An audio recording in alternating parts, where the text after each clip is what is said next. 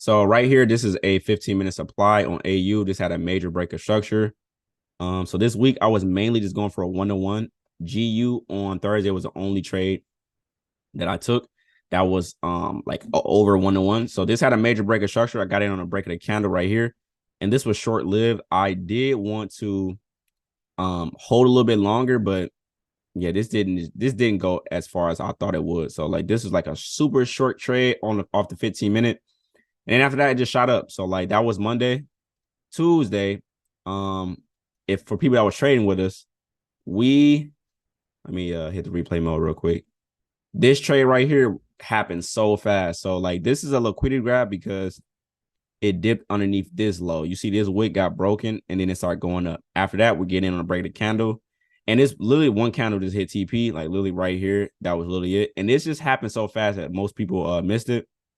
But yeah, this was a tough trade because literally just one candle just hit TP, and I'm just like, okay, that's it. We're done. Let's go to the next day. I did like this because we was going away from the 200 EMA, and that was just about it. We did run into a supply right here, and some people did take this supply. I didn't like it because it was kind of trend, but break the candle right there, came back, and then it started dropping some more. So that was just the kind of trend stuff that you could have took on NAS 100. This was Tuesday. AU was Monday.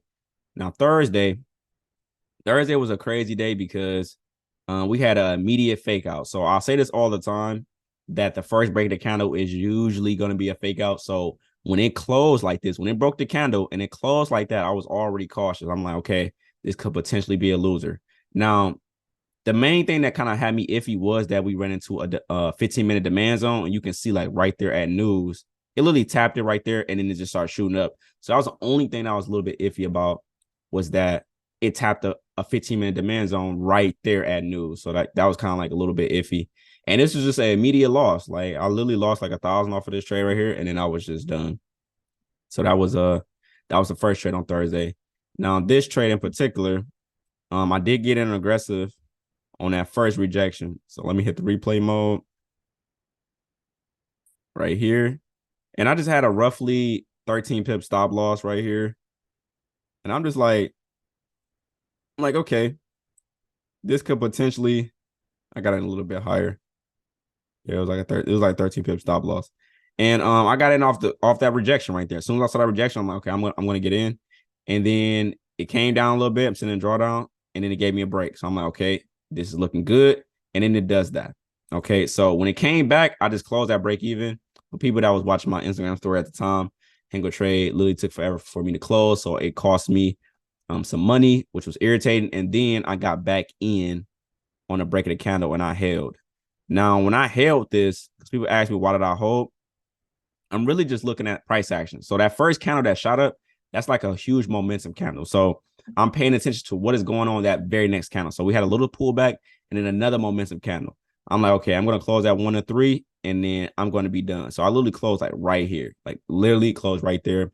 That was literally it. And I closed and I was like a 6K win, something like that. But yeah, so like when I get on my re-entries, I'm mainly trying to hold unless I just don't like the price action how it's moving, and I'll just close at a 1-to-1 and just be done. But yeah, this was just a re-entry off of GU on Thursday. Let me put this right here. So this is another counter trend demand right here. Now I know a lot of people be iffy about counter trend setups, but this still had a break of structure. So I don't know if anybody took this, but this was literally like a great setup. Now this did go deep into the demand though. I'm not gonna lie. I'm like, ooh, that's kind of close. That's cutting it close, but literally breaking the candle, boom, we get in, we win, literally. So that was my week, man. Like I had a loss on Thursday and I got a break even on Thursday. Then I made it back with that 1-to-3 risk reward. And then everything else 1-to-1. I'm only trading 1-to-1 because we're in quarter 4. So that was my week. Now overall, like if I want to just wrap up like the week as a whole, you see that I'm literally bringing out other stuff. Like I'm literally bringing out other strategies. Why? Because the market is not respecting supply and demand, and I'm not about to just not make no money. So I got to bring something else out. So that's all I got as far as the trades that I took. So hopefully people got some questions. Yo, What's going on? I just had like two questions. Okay, Do you have any advice on like blowing accounts? Like, loan accounts. Well, how much did you blow? Well, I started with like $40 and I grew the account to 400, but then I lost like everything. You was over leveraging. Let's keep it above. Yeah, Yeah, you was yeah, over yeah. leveraging. Like when I did like the $10 to 1,000, like that's over leveraging, like in a sense. So when you do have these small accounts, like that's heavy risk. So, Right. and I know like go on Instagram, we see $1,000 being made, and Yep. you know what I'm saying? So like Yep. you gotta just be content and understand the size of your account. If you got $100 in there, treat it like it's $100, not like you risking 50% of your account per trade. You only got two Right. trades and you're gonna blow it. So Right. it's really just the psychology of having a small account. It always happens. I hear traders all the time hit me up. Like, I blew an account. I'm like, what's your size account? And it usually be under 5K. And I just be like, Right. your account is small and you're risking too much. So you got to get your risk management in order, bro. Not gonna lie. Right. And then the second question was like I feel like I just have a problem like stepping away from the charts. Like Mm, I tend to overtrade a lot, and I feel like that's the reason I blew my account really, and then okay. over leveraging too. Like, and that's crazy because I was about to make a YouTube video about like psychology and just trading smaller accounts.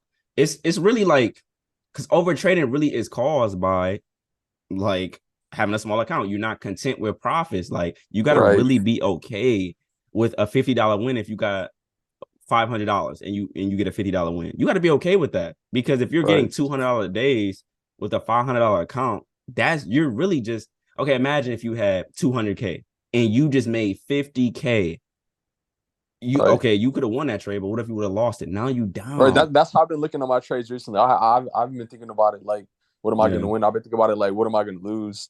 exactly. So it's not so much just the win. Like everybody just focuses on the win, but Right. nobody talks about okay, what if the trade didn't work out? How can you bounce Right. back from the loss? So yeah, bro. Like I feel like it just really depends if you want to do the prop firm route or you want to add more money to it. But more capital to less stress. Like today, I literally Right. made like a little over like 3K and I'm done. But that's a lot of money though. So it's like, of course, Doyle is done. You just made 3K. Right. Okay, like he's done.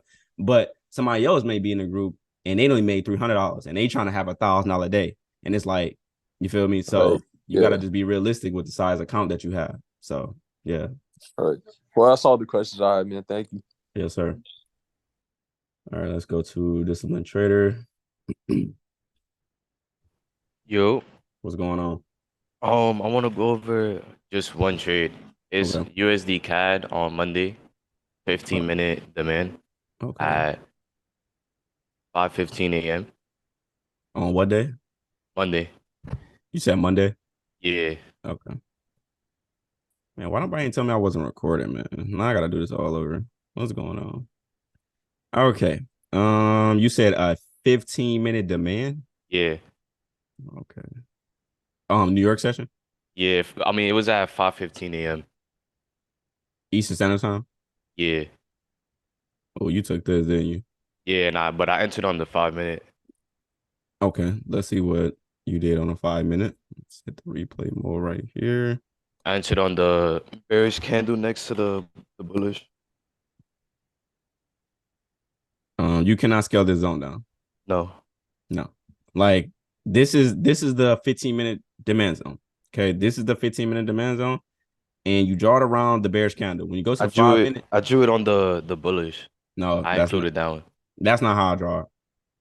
So I don't really know like why you marked it up just like this. On the Like that. 15-minute, I marked it up. You marked And it then up I like this just on a took five it. minute. No, I marked it on the 15, and then I took the break of the candle on the 5 minute. So it wasn't Oh, a 5 minute, like I didn't scale it down or nothing. It was I just drew the zone on the 15 minute mm-hmm. and took the 5 minute break of candle. So Nah, like, bro. all right, but look, can you go to the 15 real quick? Okay. That I added that bullish wick with my zone. Would you not have done that? The one next to the This one right here? yeah. I No. like no. Nah, bro. Like All so right. so like high probability setups, we're drawing around a bearish candle. And then when Yeah. we scale down, we're looking for another bearish candle that have a gap directly in front of it. The only lowest bearish candle was this one, and they literally tapped Yeah, it right but there. it got no gap. Yeah, it's literally no gap. So it's really no trade right here. All right. Appreciate it. That's all I Yes. had though. Yes, sir. All right, let's go to the next person. What's up, Doug? What's good, bro? So I want to go over a trade over UJ. It actually happened last week. It was on Tuesday. Last and week on Tuesday. Yeah, the 17th. It was a liquidity grab, and I'll wait till you get there. Ooh, you talking about this right here? No, I'm talking about it happened at 8:40 a.m. Around 8:40. So it's at the top. It wasn't at the bottom. It was like towards the top. And like see that line right there? Yeah, 8:40 a.m. Like there was a couple of wicks and like it wicked above Oh, uh that long wick. And I said, was that a valid liquidity grab? And I seen that the 200s in the middle, so I said, oh, I should take it. It broke. It took out these two highs, so I said, oh, let me take it, but I ended up losing. So I was just trying to see if you would have taken something like that. let me see. So like how I draw my zones, like I'm trying to draw as many wicks in it as possible. So like I'm gonna include like that little small red bearish wick right there. And it's like a valid liquidity grab. Like this makes sense. Like I would want to fill in some sort of gaps. So I would get in on the break of the candle.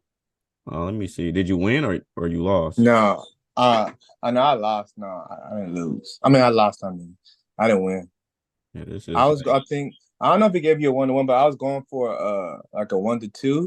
But I'm not even sure if it gave you a 1-to-1 though. So, but yeah, I know I lost on this trade. So was this news? This got to be news right here. 8:30. Yeah, Yeah, this is news. yeah. News pushed it out. So yeah. I'll probably say like this is a solid setup, and it makes sense why you took the sell because I mean we got a huge gap like right there, so it just makes sense. The 200 EMA is flat, so yeah, this is just another fake out, literally another fake out. Let me look at the higher time frame. What is the higher time frame looking like? What is it? This is probably news too. 6 o'clock. Yeah, that was probably yen news. Let me go to the 1 hour. Yeah, that just look like a crazy wick right there. Yeah, this was just a loss, bro. Like, yeah, like I see me, I'm iffy about trading towards the 200, like EMA, like, because usually it's either going to be some sort of fake out or you're going to immediately know that this is probably going to be a loss. Did you try to cut your loss right here when it closed like that? No, I've been trying to let my trades go. Like I haven't been trying to cut my losses. I'm not good at that, so I didn't try to cut it. Okay. So I ended up losing the full amount. Okay. What would you risk your account in percentages? How you risk your account? I risk 1%. I risk 1%. So and like I only like my account like 1,600. So it's only like $15. So it wasn't anything crazy. So like, I was content losing $16 or $15. Yeah. So like if you wanna get like the best quality liquidity grab, see what the 1 hour is doing because usually like if we bounce off the 200 EMA on the 1 hour, it's usually going to be some sort of liquidity grab or rejection over there in that area. So like that's like pretty good. So say like we get, let me see, like something like this. Replay mode. So like we clearly tapped into a supply right there. I'm gonna take these EMAs off. We tapped into a supply right there, but we can clearly see that the 200 EMA is literally right there on the 1 hour. So if I go to the 5 minute, I'm going to expect some sort of liquidity grab, and we can clearly see right here that this is a liquidity grab, but it's just that 1 hour, like 200 EMAs getting bounced off of. So like right here, like those are like valid liquidity grabs for people that's trying to take like the best liquidity grabs. Go back to the 1 hour. It's literally like right there. So that's just like a little tip. If you want to like take like quality liquidity grabs, look at where the 1 hour 200 EMA is at, and then go to the 5 minute and see if you see some sort of liquidity grab. All right. Well, that's it. I appreciate it. Yes, sir. All right, let's go to the next person. Books on discipline. Books on discipline. Besides trading the zone, that's really more like a psychology book. Like discipline. I really just listen to podcasts. I'm gonna be honest. Like when it comes to discipline, I just like go on YouTube and just go like to a little podcast or something, just like get my mind right. The Discipline Trader. Yeah, I never read that. So if that's good, then cool. But yeah, I'll just listen to like a podcast or something. Okay, let me go put the next person on right here. Lori. Hey, how are you? What's going on? Not bad, thank you, man. I've got a couple of questions.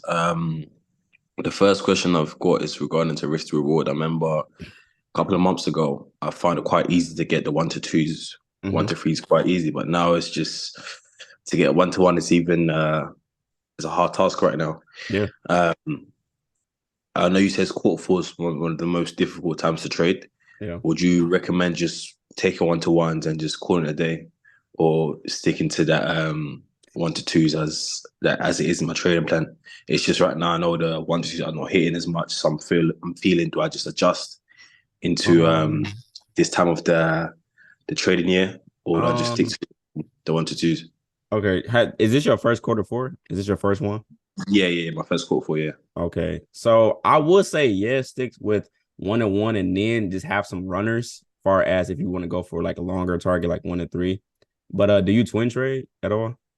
No, just take one position. Okay. So if you want to try to maximize it, then try to twin trade. So like you can get like the best of both worlds. I feel like that's like super essential because at the end of the day, if you always go for 1 and 3, your win rate is going to drop, but your wins is going to be a little bit bigger. So it's really just like what is going to fit you because some people just don't like 1 and 1s, like, and that's cool. Like that's going to be part of your trading plan.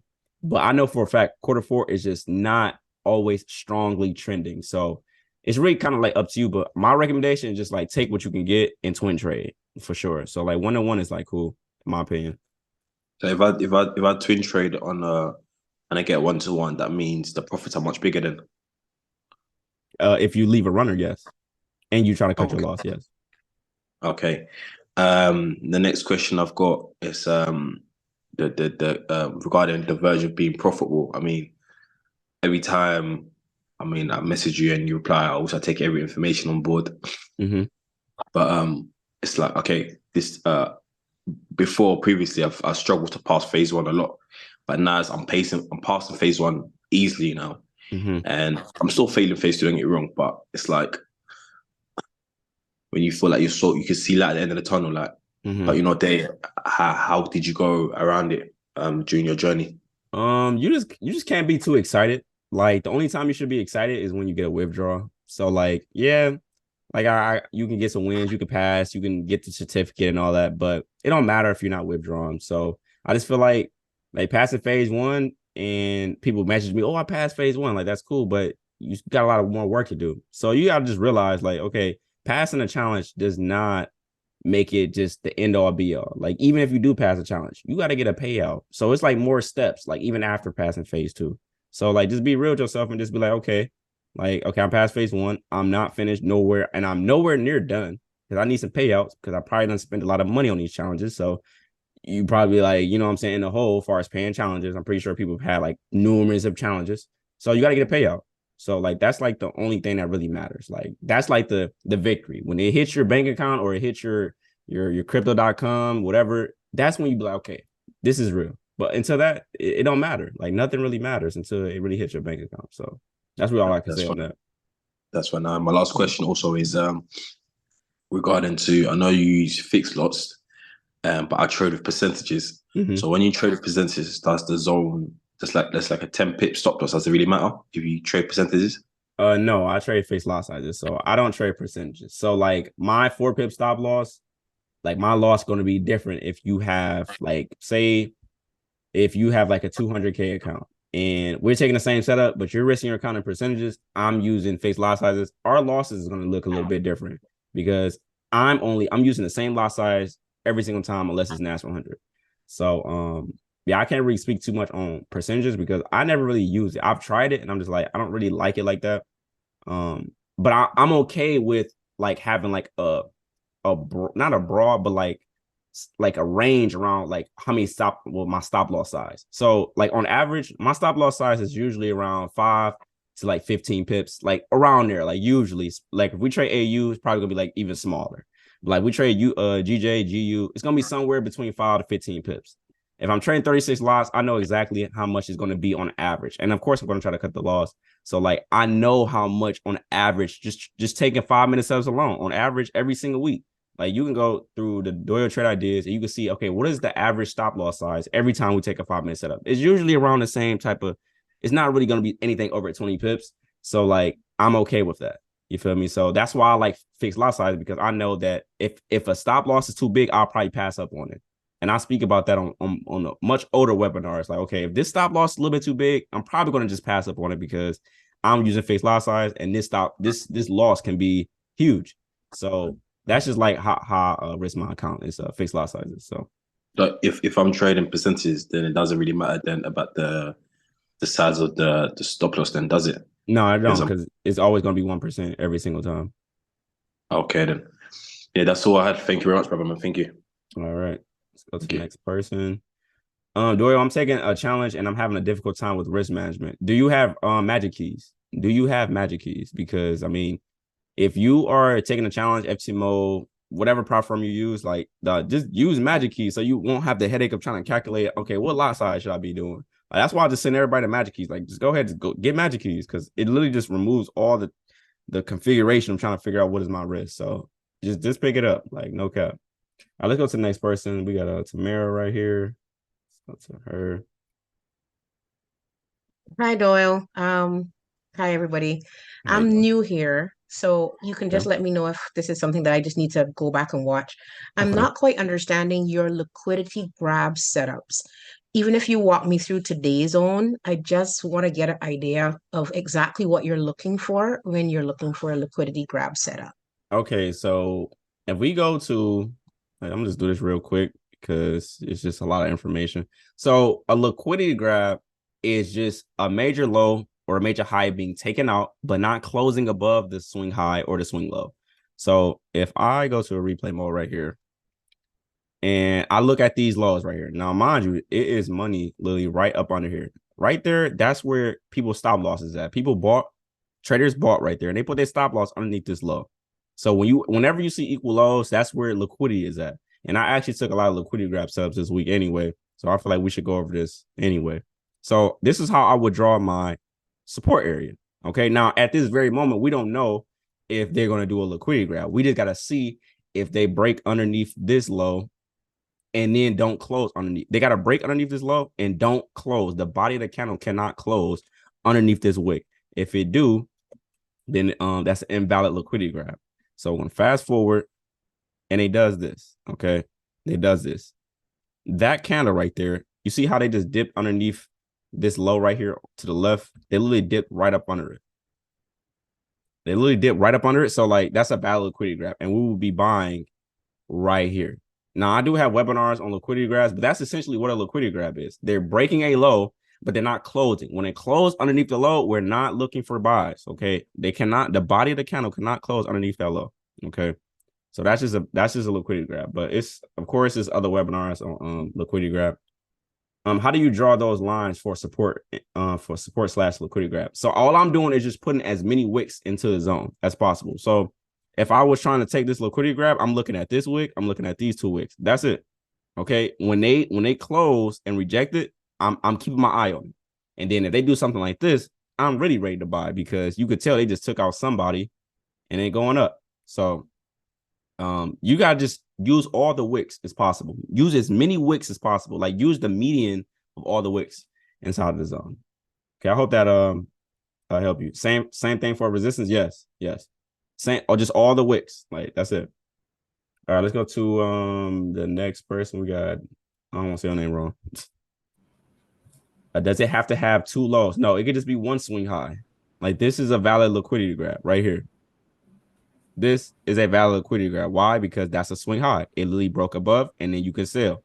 Like right there, that is a win on the 1 hour. Right there, you can sell that. Like liquidity grabs is all over the place. Let me see if it's another one right here. Oh, hello, my fault. Hello. Yeah, what's up, Joel? How you doing? What's good?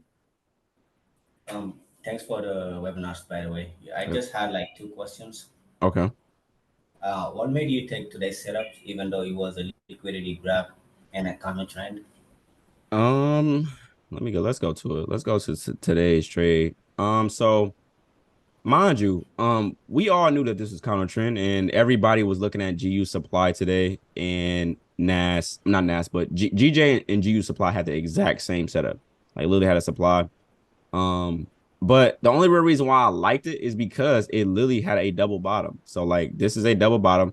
Like a lot of people like bash like retail trading. Like this is like beginner stuff, but you can make money off of it. So the only real reason why I took it was because it was just a simple liquidity grab.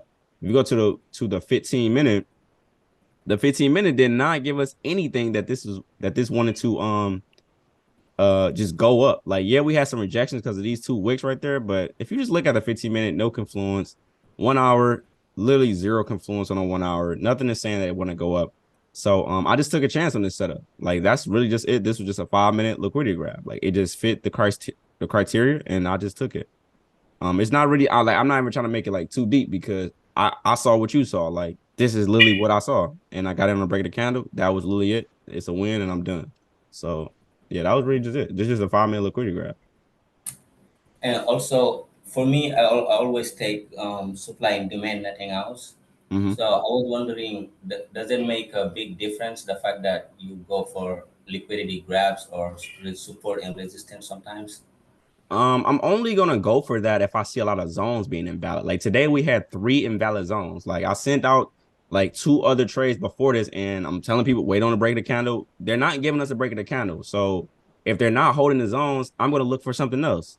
And we got to do this even on Q1, even Q2. If the zones are not being respected, bring something else out. So you got to be able to be versatile. Like don't just be too stuck on supply and demand or whatever strategy you use, because some days, what if it don't work out or they're not holding? You got to bring something else out. Like you just have to. So yeah. If it's okay, I have like one more question. Okay. Yeah. So I think you take common trend every now and then. Mm-hmm. What makes you go for it? What kind of confidence you look for? Confluence, like other than break of structure, because I know that's a must. If the 5-minute is bearish, like say if this was just like a bearish setup and we ran into a 1-hour demand zone, I want to see some sort of break of structure. Like yes, I would like a break of structure to take uh, a demand setup like this. Like this have like a small minor break of structure. You could have scalped that to the 200 and then get out. But like other than that, Right. I would like to see some type of higher time frame confluence before I take a buy like this. But again, like it's all a probability game because you don't need higher time frame confluence, but it would be ideal. So if you don't like counter trend moves, then just wait for a higher time frame to tap like a 1-hour zone or even a 4-hour demand zone, something like that, and then see what is the price action on the 5-minute and whether you get like a bullish liquidity grab or you get like a demand setup. But that's like the only confluence: either break a structure, higher time frame, supply and demand zone, all high probability. And it's still kind of iffy though, because when the 200 EMA is at the top, like they most of the time they're gonna still continue to go in that bearish trend. Like what was that? I think that was today. What was that? I think we was looking at this setup right here. I was looking at this demand setup. I believe it was on GU. And yes, the EMAs was terrible. The EMAs was terrible, but I liked the setup just because it had a clean break of structure, but no candle break. So, but you see like the 200 EMAs at the top, so it just dropped a little bit more. But yeah, all I need is just like a 1-hour demand zone or a 4-hour demand zone that's dropping off the 5-minute, and then let's see the price action. Thank you so much. That's Appreciate it. Oh, you gotta fix that, bro. Shit kind of killing me. Books on discipline. Yeah, Trading the Zone is a good book for discipline. All right, let's go to the next person. Yeah, this trade right here, bro, it was wild. I'm just like, bro, this is crazy. Hello. How you doing, Doyle? What's good? What's up, man? So yesterday, it was yesterday that you had mentioned on the chat. It said, I'm gonna wait for news to pass, be back in an hour. Mhm. I was confused because I thought that it was that we didn't trade news, or like you get me, it was at 8:30 the news, but you said at 7:30. So it's probably a silly question, but I'm super confused about that. No, so like in the morning, like when I wake up in the morning, like say Monday, I wake up in the morning, we getting ready to trade, but we got 8:30 news.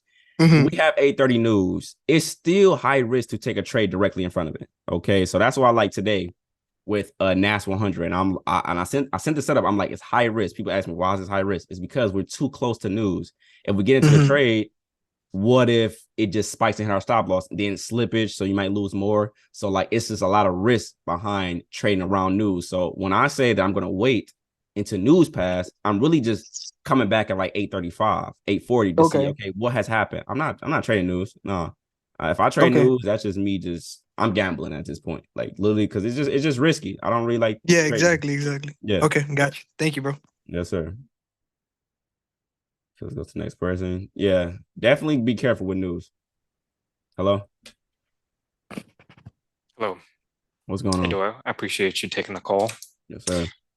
Yeah, so I have a Tuesday SP 500. I'm not going to take too much of your time. Okay, let's go to SP 500 on Tuesday. I just wanted to ask you, it was a winner, but I just wanted to ask you, would you have taken the trade? It's a demand. On what day again? My fault. Tuesday. Tuesday. Let's go to it. Let me see. This one right here. Yeah, Okay, let's just see what. it's that red candle. It's a little bit, yeah, it's a little bit far back. I know we like to take Mhm. the previous, right before that No, that this order is block. valid. This is valid, bro. I'm not gonna lie. This is pretty good. Like, don't get me wrong. This probably would have scared me right there. Like, I probably would have just closed this off of this Right, candle no, right that's there. what I did. That's Okay, exactly yeah, what I did. Yeah. yeah. I wouldn't even been playing with it because this, like, for them to like do the exact opposite and fill that whole candle, that would have scared me. So I would have been like, all right, whatever. So yeah, this is valid. This is a breaker structure. Okay. What time is this? This is not okay. So this is just a typical setup that will happen after New York Stock Exchange open. They create a great setup, they come back, and then you take the break of the candle, or you get in Right. aggressive, or whatever you do. Right. Yeah, this Yeah, I was just asking because of that red candle is a little bit, 3 candles back, from the no, from the this is demand. valid. This is Okay, how okay. you draw the zone. So you make sure that you draw a bearish zone that have, a bearish candle. Draw your box around a bearish candle, and then have a Right. gap directly in front of it. So yeah, this is right. Okay. Awesome. That's That's all you all I have. got. Yes, sir. I All right. appreciate you. Have a good one. All right, let's go to the next person. You got Eddie right here. US 30 did the same thing. I stopped at break even. Hey, you gotta live with that, bro. I took the same SPX setup. Yeah, this is pretty good. I used to trade SPX. For people that have been in the group for a while, I used to trade SPX faithfully. I'm just like, why? Do I need to trade two instruments that you move the same? No, I'd rather do that with GJ and GU. But yeah, I used to trade SPX all the time. Let's go to next person, Eddie right here.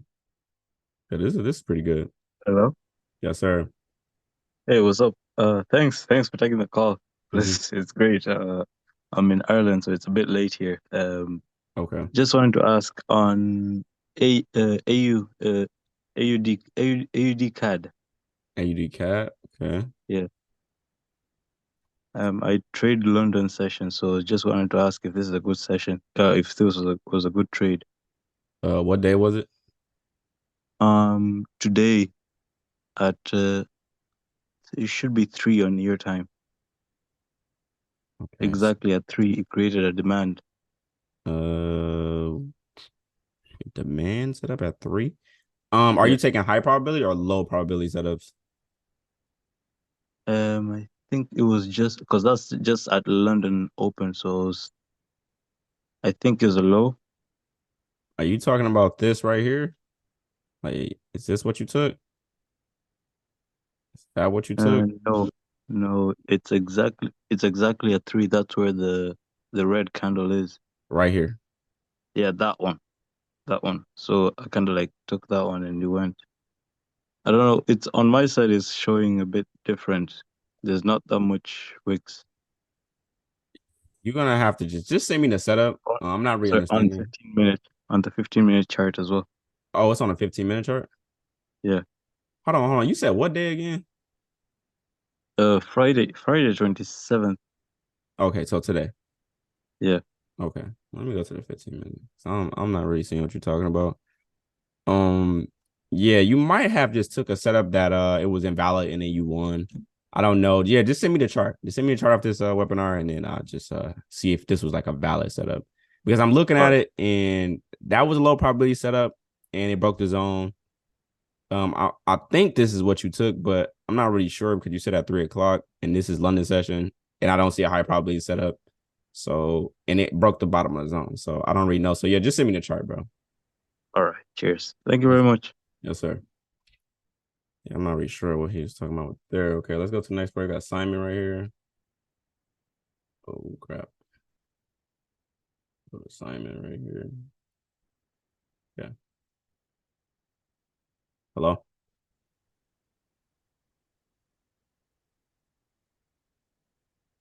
You're on. I don't know if they know.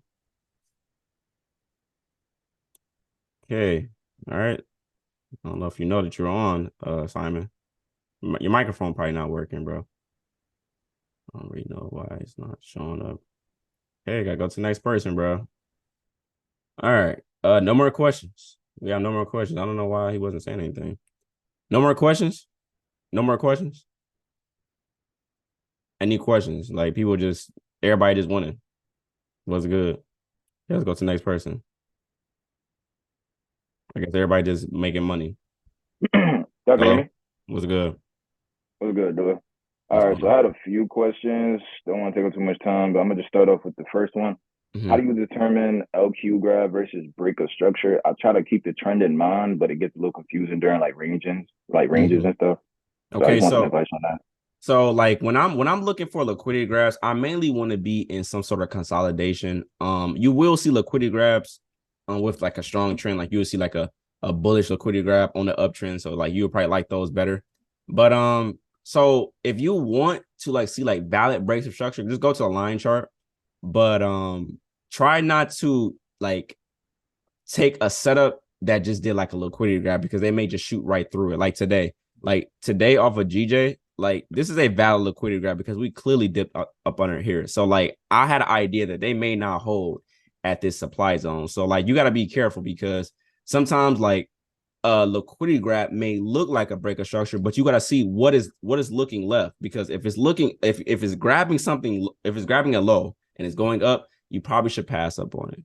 Like you probably should. So like do you got any examples of like a setup that looked like a clear break of structure, but it was just a liquidity grab? Like do you got an example of that? Right now, not really, but it was happening. It was happening a lot during like Thursday. I don't know. It seems like Thursday was just a funny day, so I Oh, guess it's just a probability. on what pair? That was GJ and GU. Those like the only two pairs I really traded. Okay, But so Thursday, it was just Thursday. GJ and GU was just messing me up. where's the setup that you took on Oh, GJ? I trade the 8 to 11. So let me see. Like that liquidity grab right there, it hit, but I wouldn't know whether or not I should take it. Like I didn't get in. Like I literally was watching that and I just wasn't sure because I was like, I don't know if this is actually a break of structure or if this is gonna continue. Well, which like where did you take a sell, take Oh, a buy? it was it should be a little earlier than yeah, that candle right there. Right here. Yeah, that candle right there. It looked like a liquidity grab to me before it played out, but I wasn't. I was like a little nervous to take it because I was getting struck out from from what I was talking about before. Yeah, so like this is news right here. I remember like Thursday. Let me see. Thursday, I'm pretty sure this is 8:30 news. Yeah, this was news right here as far as 8:30. So I probably wouldn't have like took this buy just because like this is the thing. Like when you're looking for liquidity grabs, you're gonna mainly see it around news or liquidity grabs with the New York Stock Exchange open. Like if you take any liquidity grabs that don't involve those two, just be careful because we don't know if it's like a valid liquidity grab or not. But like usually you're gonna see like liquidity grabs around the 8:30 candle with news and New York Stock Exchange open. But would I take this? Probably not because like am I just looking at this like this is like a regular like support setup being created. I just really just don't like it. I Mhm. really want to take like liquidity grabs that's at a swing low. Like this is a clear swing low. So something like no, not that. Let me see. Cause like you would literally it'd just be like clear there, like, yeah, I should take this sell. Let me see. Not that. No, not that either. Okay, like, well, this is extreme, but like you see, like this is like a pivotal low. Like this is a pivotal low, and then it started rejecting. Now, will I get an aggressive on this liquidity grab? I'm probably not, but like that's like a liquidity grab that I want to see. I want to see liquidity grabs up in these areas after coming from a downtrend or coming from an uptrend. After come from uptrend, I want to see some sort of liquidity grab or a bullish liquidity grab. This depends on okay, where's the gaps at? I want to see, okay, do we got gaps above? That give me some sort of confidence to take this buy because we have a drop right here. So they got to fill in that. But definitely look at the gaps and look at where is the pivotal swing highs and swing lows at because those are gonna be the best liquidity grabs. Sure. Okay, thank you on that. I appreciate it because I was running into a lot of situations where it grabs liquidity, but then by the time the break of the candle happens, in my eyes, it looks like we're like too high. So I don't want to buy high. You know what I mean? So So I'll like be kind of like, what do I do in that situation? yeah, so like you see like this right here, like that's like a clear liquidity grab, especially off of the rejection. The better the rejection, the more a chance is going to win. So like you see, like this is a huge rejection, and we dip underneath there.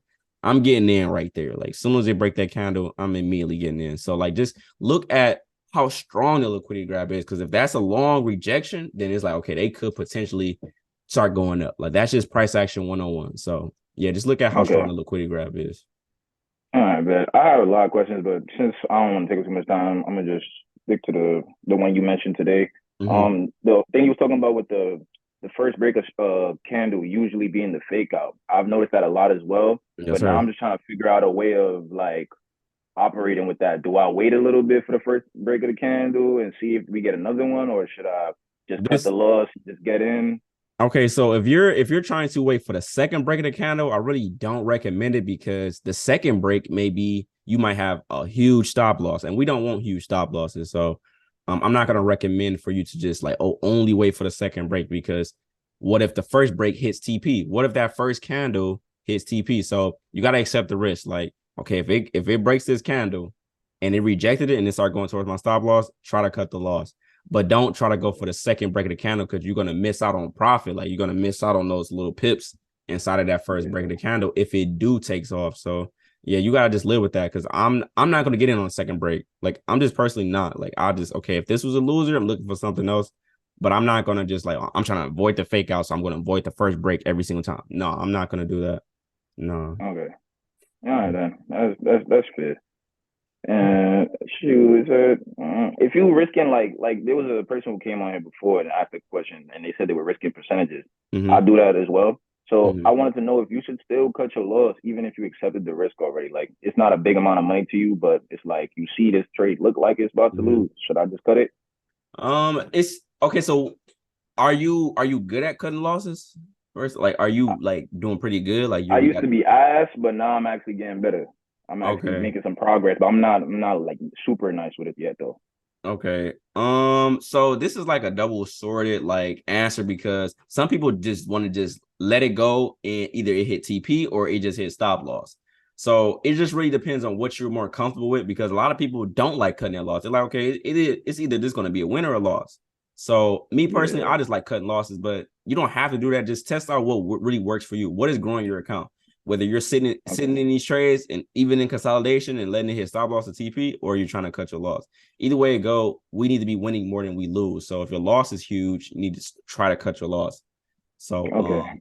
yeah, honestly, like that's like a 50-50. Like, do you want to hold? Like, do you want to just hold through the whole thing? You don't care what happens, either stop loss or TP. Like, what do you want to do? When I be going through my back testing, it looks like my back testing it says it's basically telling the data says I should hold through all the just be patient. Mhm. But those trades end up taking like they turn into like intraday trades sometimes. They be holding the whole day. The RR be crazy, but I'm not trying to be in the market till like 5 p.m. You know what I mean? Mm-hmm. Okay. So Yeah. So shoot, like I'm gonna just keep looking at it. okay. I'll probably say like if for the most part your TP is getting hit, then trust your judgment and just hold the trade. Like it just really depends on how well you like your decision making in the market. Cause like some people like they choose like trash setups. And then some traders they choosing like better quality setups and they're winning more. Like your win rate is a little bit higher. Like everybody win rate is not the same. Like my win rate is between like 60-70%. But I have students that's hitting for 80 that only trade one instrument. So it's like it just depends on how well you're judging yourself in like in the market. Like, okay, are you making good decisions? Or are you just taking any setup and then just okay, this strategy not working? Like, are you really picking quality setups? Like, so that's just something to just answer for yourself. Let me get somebody else on. Appreciate it, man, bro. Keep doing what you're doing, Doyle. Yes, sir. My fault. I'm trying to get Simon back on. See if we can get on. Yes, hello. Hello. Yeah, can you hear me? Yeah, I can hear you. What's good? Nothing. I want to thank you for everything you're doing for us. Yes, sir. You got a question? I have a quick question. Okay. For example, on the 12 lot on that you enter, for example, when the trade is going against you, do you have a fixed amount of loss that you exactly close out? A fixed amount of loss. So Yeah. like if people look at my Instagram story, I try to like max, like if I lose a trade, I'm really trying to lose like max 1,500, like max. If I lose anything over 1,500, that's kind of a big loss for me. And of course, like when I up my lot sizes next year, it's gonna be even a bigger loss. It might be a $2,000 loss, but my wins is gonna be like crazy. So that's like what I'm gauging. Like if I'm looking at my MC4 and I'm in a trade and I'm like, it's creeping -800, -900, -1,000. Okay, I might be ready to just close because I'm really not trying to take anything over $1,500 loss. So that's kind of like how I Let's gauge it. Hello? like on the 12 lot only one, leave around the other two, only one. I'm not understanding. What did you say? Like you have 3 positions, right? Mm-hmm. Like I mean only the one position, like 12 only. Okay. Where do you, yeah, if it is in loss, that one, where do you close it at? Leave alone the other two, only Oh, one. you talking about if I just enter one position at 12 lot? If I enter one position at Yeah. 12 lot, and it's starting to lose, then it just depends on what my stop loss size is. Like, so every setup, every day, my risk is different because of the size of the stop loss. But I'm using the lot size. So if I have a 5 pip stop loss and then tomorrow I have a 7 pip stop loss, that's a different risk, like on a different pair. So like people notice, like, okay, my AU setups, my losses on AU is very, very, very small. Like I may take like a hit. It just depends on how big the stop loss is. But like a loss on GJ or GU may be a little bit bigger because it's just a more volatile pair. So yeah, like if I just enter one time, like I'm just gonna just probably cut the loss like regular and just accept how much that's going to be. But yeah, that's just about it. Like I'm not gonna really just overcomplicate that. If it's one position, then I'm just okay with trying to cut that loss and then go into the next setup. So that's all you have. Thank you. Yeah, thank you. All right. Yeah, try not to, like, okay, so people that want to use fixed lot sizes, like test it out on demo first. Don't go on a live account trying to do it first. Just test out on a demo. Okay, whatever broker you use, and you got that same amount on a live account. Say you got $1,000. Go to a broker and make a demo $1,000 account. Okay, I don't know if you can do that or not. I'm not sure, but go to a broker, have $1,000 demo account, and pick a lot size that you're comfortable with, and you know your median stop loss range. Like you just know, like on average, my stop loss is around this time, and see how well you use just this one lot size. Are you blowing an account? Are you growing it too fast? Like what is going on? Like that's my advice for people that just want to get into the fixed lot size, because everybody don't use prop firms. Everybody don't like the 1%. Like, and I was just watching a YouTube video where a guy was like, your trading plan has to be a representation of you. Like, it's not so much, okay, they're telling me to do 1% every single setup. You don't have to do that. Like, it's all, what is your risk tolerance? If you see a trader that's risking 5% per setup, that's his risk. Like, that's just what he like. He's more of an aggressive trader. He's more just intense with the risk. But that doesn't mean that you got to do 5% per setup. It just depends on the trader. So you got to figure out what is that sweet spot that just really just works for you. Like, so that's going to come with testing and trying to see, okay, if this lot size really works for me. That's my advice for people that want to use fixed lot sizes. Okay, we got 2 more people, and then we're going to wrap this up. Hello? Hey, what's good, Dolan? Can you hear me? Yes, sir. It was good. Hey, man, thanks for taking the time to help us all out. We all really appreciate it, man. Yes, So I was kind of going based off that last question, or a couple questions ago, where the dude was like, how can you tell if it's a liquidity grab versus a break of structure? And I found an example because I had the same exact question. It was on US 30, Dirty 30. I know, man, on Thursday. It's fun because your video popped up on YouTube about how US 30 blew your account. It was hilarious, man. I mean, I'm not gonna entertain like that, but bro, listen, man. That's why, like, don't get me wrong. Like, US 30 is if you're experienced, US 30 can really pay, but like, just don't play with it. Like, it can do a lot of damage. Yeah, that risk management is saving me right now because I'm in drawdown on my challenge, but risk management is just too crisp right now. So, I stay alive. But what's going on is on Thursday on the 1 hour time frame, it looks like it does a liquidity grab from Monday of October. If you see it, I don't know if you see the same thing I see. But you said Monday on the 1 hour. No, yeah, Monday, but it was this Thursday where the liquidity grab happened.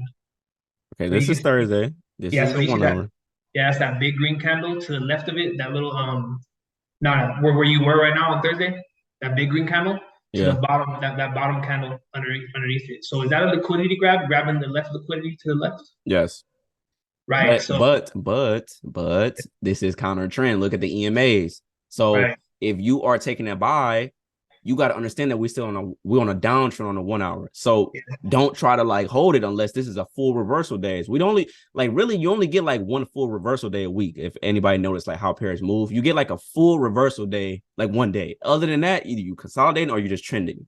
So if you're going to take a counter trend buy, you need to really just be careful on trying to hold that because we are bearish and they ran into a supply right here. So that's the thing that I had. I had the supply drawn up, but I wasn't really too confident in that supply because you can see like it starts dying out like right before the liquidity grab happens. All those wicks are just ugly. So I was like, it's kind of looking like it's a liquidity grab. Like the price is slowing down a lot.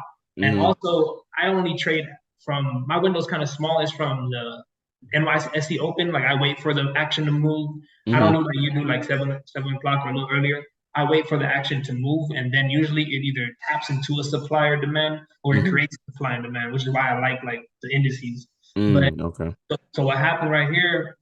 It happened on the 1 hour, but I take my entries on the 5 minute. So the liquidity grab happened like way before I was even awake, But with all that movement, and I thought it was a liquidity grab, I wasn't expecting any sells. So it hits that 1 hour supply, which if you look on the 1 hour, the 1 hour supply is like so low, like it's low as hell. Yeah, so is that considered a break of structure, or is that considered a liquidity grab? I mean, the supply held, but I didn't take nothing. I was just like, man, I could have taken that supply, but I saw the liquidity grab. The supply looked kind of low, so I just. Okay, so this is a great question because people be asking, okay, how do we know if a setup is too low? This setup is definitely low. Like we could clearly see that it was trending for multiple days. Like this has been dropping since last week. So yes, the setup is low without a doubt. The liquidity grab. This is a breaker structure and a liquidity grab, but what is the overall direction? Like the overall direction on the 1 hour is bearish at this point, unless we start breaking highs. So if we start breaking highs, then we are changing the whole entire trend. Taking a buy is counter trend. So like when we're taking liquidity grabs, look at where the EMAs is at. Like, because, okay, they just took that low out, but now the money is literally right up underneath this wick. So if you try to hold this, they may come back down and dip underneath that wick right there, like right up under it. Somebody's stop loss is right there, which is our stop loss. So overall, this is a downtrend. And yes, this is a breaker structure, but this is also a liquidity grab. But if you want to take the liquidity grab, it's counter trend. So accept that this is counter trend. Do we know how far it's going to go? No. We did run into a 1 hour supply, but overall, this just looks bearish. Nothing is telling me that this is just want to be a bullish and just keep going. And then if you just pay attention to what has happened in the zone, we're stopping at the 50 SMA. So like they're holding at the at another moving average. We got a 200 at the top. So don't try to so when it comes to like breaker structure versus the liquidity grab, like they are kind of the same things, but like see where the moving averages is at, because yes, you can capitalize on this little quick buy off the 1 hour. Like, yeah, you can capitalize on that. But is that the overall direction? No, that's really not until they start breaking highs. So. Yeah, and then thank you, man. And then that on the 5 minute in that zone, it created a 5 minute supply, and then it just took off, and it's been sticking since. And I'm just like kicking myself in the ass. Like, man, this is a textbook setup. Oh. I know. It was all in my zone and everything, like in my time frame. Like it was perfect. Like there was no way you could lose that one. But this right here, like this has got higher time frame confluence. We tapped the zone. This looked like a 3-step confluence for people that understand 3-step. We took a high out and then we broke structure. So we're breaking it. We took out a high and then we're breaking a low. We take the EMAs also, people can see it. We took out a high and then we broke a low. That's 3-step. Like, so we got a 3-step on a 1 hour. Like that's just, this was a good setup. That's crazy. I don't trade US 30. US 30 does this often, but I saw the liquidity grab and it kind of messed with me, so I didn't take it. And then when I saw that happen, I left it alone. So I can sit on my hands, but regardless, like I just had that question, so I really appreciate you answering. Okay, all right. Let's get to the last person. Anywhere I can learn more about the 3-step, it's in the webinar. Just watch webinars. It literally say 3-step confluence setups. Those are the most quality supply and demand setups. They take out liquidity, break structure, going the other way. Like those are like quality. Like this is like quality for US 30, and I don't even trade it. So let's get to the last person, and then we're gonna wrap this up. Hello. Hey, yes, quick question. So there was a trade that we took this week. I don't remember where exactly, but here's the scenario. It was I think it was GJ. Was in a 5 minute demand within a 1 hour supply, and the 200 EMA was right above price. Is that something? I think the trade ended up winning, but is that something you usually take on the 5 minute? And are you concerned about that 200 EMA on the 15-minute window? Show me the setup. I want to see the setup. I don't have it. I remember it visually. Okay, so you're okay. So say it And one then more time. and So then I can I think I don't. So it was. It may have been. I think I DM'd you on Discord as well. Okay. So we were in a 5 minute demand. Okay, 5 minute demand. Price was also within a 1 hour supply. Okay. And on the 15-minute chart, price was right underneath a 200 EMA. I believe from what I remember, the setup ended up winning. But I sent you a DM about it. Okay. So asking would you usually take this type of trade, even though the 15-minute EMA, like the 200 EMA on the 15-minute, is right above price. So okay, you're taking a 5 minute demand inside of a 1 hour supply. That's probably Correct. not ideal. That's probably not ideal. Yes, it won, but will I have a lot of confidence to put 36 lots on that? Probably not, because I just know the higher time frame usually is going to hold. Yes, sometimes a 5 minute would just disrespect the 1 hour zone, just like 5 minute zones get disrespected. But for me to put 36 lots on that, probably not. I probably wouldn't take that. Like, just as far as my confidence level, like, because I don't we won't usually see that on a weekly basis of a 5 minute setup disrespecting a 1 hour zone. It's like it's kind of rare. So no, I probably wouldn't take it. I wish you had like the chart. I want to see it, but I'll try to find it and then send you a note on Discord. And then secondly, I'm assuming it doesn't matter what time frame that 200 EMA is on.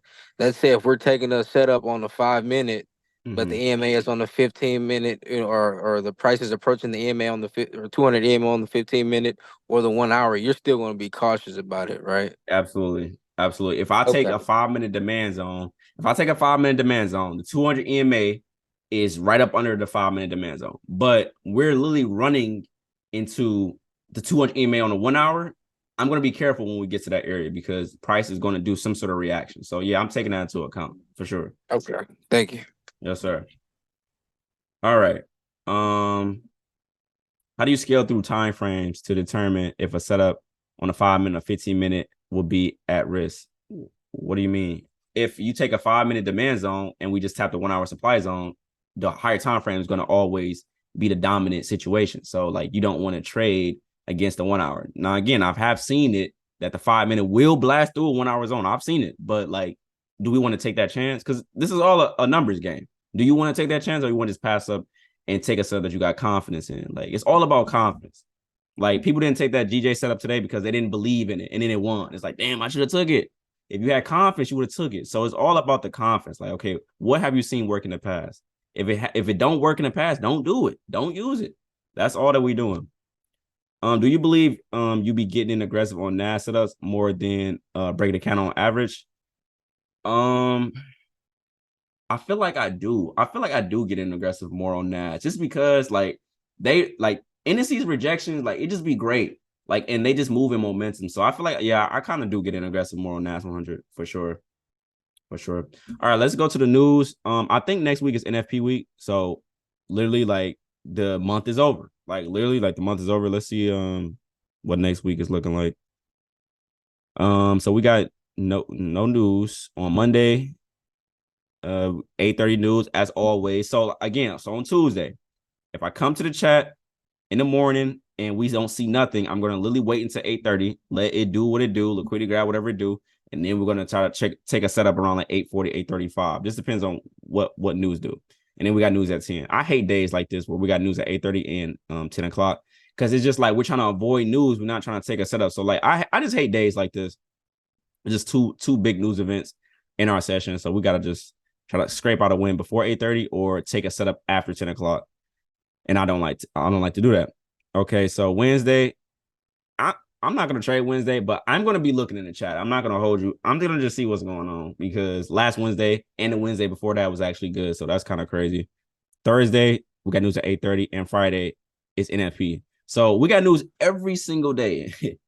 besides Monday, we have news every single day. So it's NFP week and it's quarter four. Okay, so put that in your head. It's NFP week and it's quarter four. Let's not take too many setups. Take your money and go. I'll be seeing people in the chat trading after 12:30. I'll be like, bro, what are we doing? Take your money and go. Like, we don't have to just keep being on the charts like that. If you got a small account, do not overtrade. If your win is $50, be happy that you won that $50. Okay, like don't just be I'm trying to have my first $500 day. What is your size account? Like, I don't know. A lot of people have a hard time with over leveraging and over trading because their accounts is small. Just accept it. Add more money to it or get funded. Just don't blow their account because, bro, blowing your account is not fun. I remember when I used to blow my account. So yeah, that's just the week. Overall, I think I'm going to give myself some homework for just like some 3-step confluence setups. I feel like I haven't been focusing too much on 3-step confluence because supply and demand just haven't been holding. I feel like I took some liquidity grab setups last week, and I mean, we just been taking them off the break of the candle, but I think I'm just going to give myself some homework and then do the 3-step confluence. But yeah, that's all I got, man. So if you got any questions, just DM me. I'm going to get to you by tomorrow or Sunday. Let's back test. I will be back testing Sunday. Not back testing today or tomorrow. I like to give myself a mental break. Last weekend, I want to say this. Last weekend, I didn't back test at all. And I had a 15K week. So don't try to overly study and you come Monday expecting something. You don't like, you'll get to the point where you're not really studying like that and you're just trading as you go. So like you'll just see overly studying is not good either. It's just a balance. It's all about balance, man. But that's all I got, man. Y'all have a good weekend. We back at it Monday. It's NFP week. Like, let's not do nothing crazy. All right, I'm going. Y'all have a good one.